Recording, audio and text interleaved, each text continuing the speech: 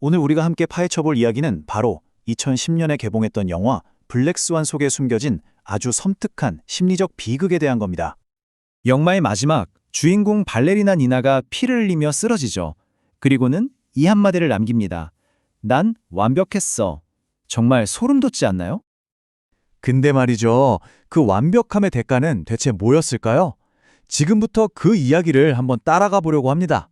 어떻게 이상을 쫓는 그 집요함이 한 사람을 완전히 무너뜨릴 수 있는지 말이에요. 자, 첫 번째 이야기입니다. 바로 완벽이 낳은 비극. 재능은 넘치지만 어딘가 위태로워 보이는 발레리나 니나의 이야기부터 시작해볼게요. 니나가 그토록 원하던 백조의 호수 주역을 따냅니다. 근데 이 역할이 정말 만만치가 않아요. 순수한 백조와 함께 그와는 정반대인 관등적이고 위험한 흑조까지 혼자서 다 해내야 하거든요. 바로 여기서부터 문제가 시작돼요. 기술적으로는 흠잡을 데 없는 백조 연기를 보여주지만 그 야성적이고 자유로운 흑조를 표현하는 데는 영 어려움을 겪는 거죠. 왜냐하면 그녀의 삶 자체가, 그녀의 훈련 방식 자체가 오직 백조만을 위해 맞춰져 있었거든요. 사실 니나에게 이 역할은 춤 그 자체가 아니었어요.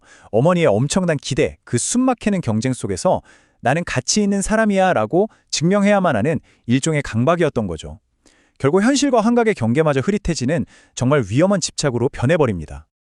아니, 대체 니나의 마음속에선 무슨 일이 벌어지고 있었던 걸까요? 이걸 제대로 이해하려면 우리에겐 심리학자 칼 융이 제시한 개념 하나가 필요합니다.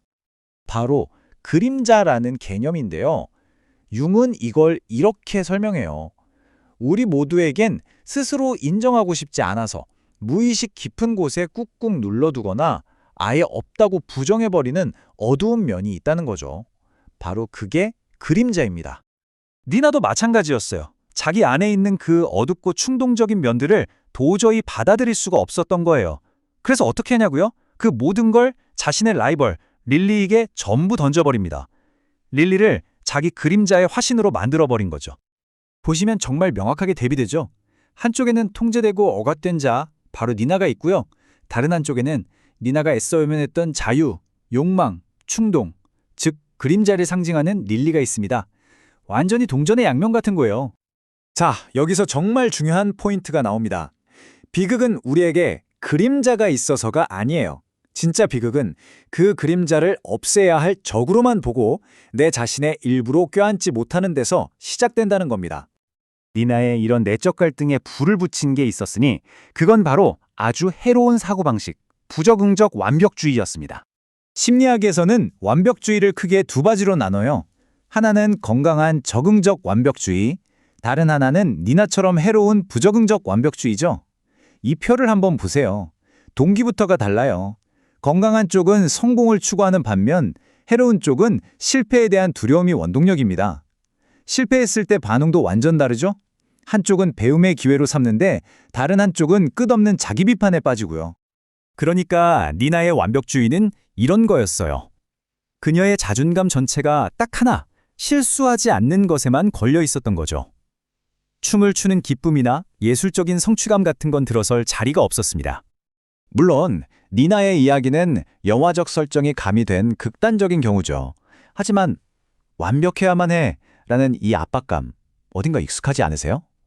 우리도 직장에서, 학교에서, 심지어 아이를 키우면서도 이런 압박감을 느낄 때가 분명 있잖아요.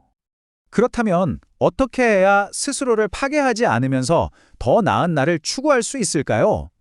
자, 이제부터는 그 건강한 균형점을 찾기 위한 몇 가지 방법을 알아보겠습니다. 네, 바로 이 세 가지 팁입니다. 첫째, 완벽이 아니라 성장에 집중하는 것. 둘째, 내 안의 블랙스완, 즉 그림자를 인정하는 것. 그리고 마지막으로 자기 자신에게 친절해지는 자기 연민을 실천하는 겁니다. 하나씩 자세히 들여다볼까요? 이게 말처럼 어려운 게 아니에요. 예를 들어서 절대 실수하지 말자가 아니라 어제보다 딱 1%만 더 나아지자고 목표를 바꿔보는 거예요. 그리고 분노나 질투 같은 감정이 올라올 때 그걸 억지로 누르지 말고 내가 지금 이런 감정을 느끼는구나 하고 그냥 알아차려 주는 거죠. 실수했을 땐 또 어떻고요? 스스로를 막 다그치는 게 아니라 친한 친구에게 하듯이 괜찮아, 그럴 수 있지, 다음엔 더 잘하면 돼 하고 다독여주는 겁니다. 이런 작은 변화가 정말 큰 차이를 만들어요. 자, 이렇게 쭉 살펴보고 나니 다시 니나의 마지막 순간으로 돌아오게 되네요. 그녀의 그 완벽이 과연 무엇을 의미했을까요? 그녀는 결국 해냈습니다.